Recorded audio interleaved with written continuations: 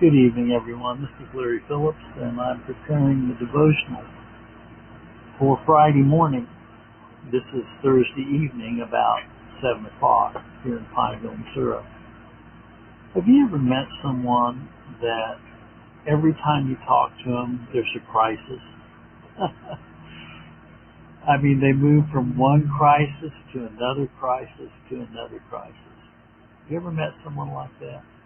They're not very fun to be around, okay? And I have a tenant like that. Everything is a crisis, you know. And I just as soon she move out so I can find someone else that's not always in a crisis, okay? But anyway, what is this? This is the typical, by the way, this particular person I'm referring to is Arminian. So that should explain to you what's going on.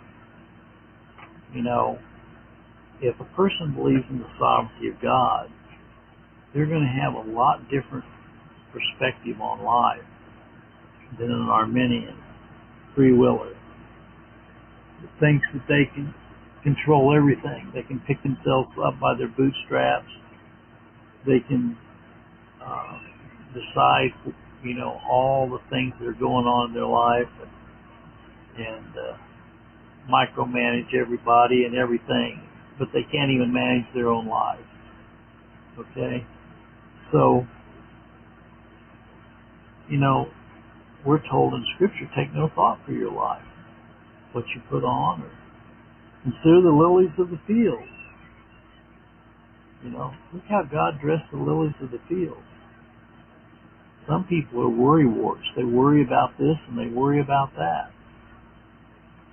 And I really am getting to the point in my life where I don't want to be around these kind of worrywarts all the time. Okay? And every time certain people call, they want to dump on you. I'm tired of being a dumping station. I was a dumping station for a guy out of California for about 7 years. He'd call me up and he'd talk. And I was trying to be a good Christian and just, you know, apply the rules of loving my neighbors myself, but I found out that loving him meant not loving me. Okay? Because he was a taker. He was a taker. And I've had other people call me up and just unload on me. They don't believe in reciprocal relationships at all. They just dump all over me. I feel like when I get off the phone, I've been sucked dry. Do you ever feel that way? And so I'm kind of starting to monitor my phone. And if I get a dumper, okay, I've got some new techniques that I can use to get rid of dumpers. Okay. I'm not going to lie to them, but I'll just say something like, I'm going to have to jump off the phone. I got some things I got to do. I'm going to have to jump off the phone. Okay. I had another person call me, and every time this person calls me, they only talk about themselves for an hour. You know, they need to get a life. Okay, they're really not that important. Okay, and so anyway, that's kind of what's on my mind. I don't know if you've had that experience or not, but you know, that's the problem with people who don't believe in the majesty and sovereignty of God. When they don't believe that God is sovereign and He has all things in His hands.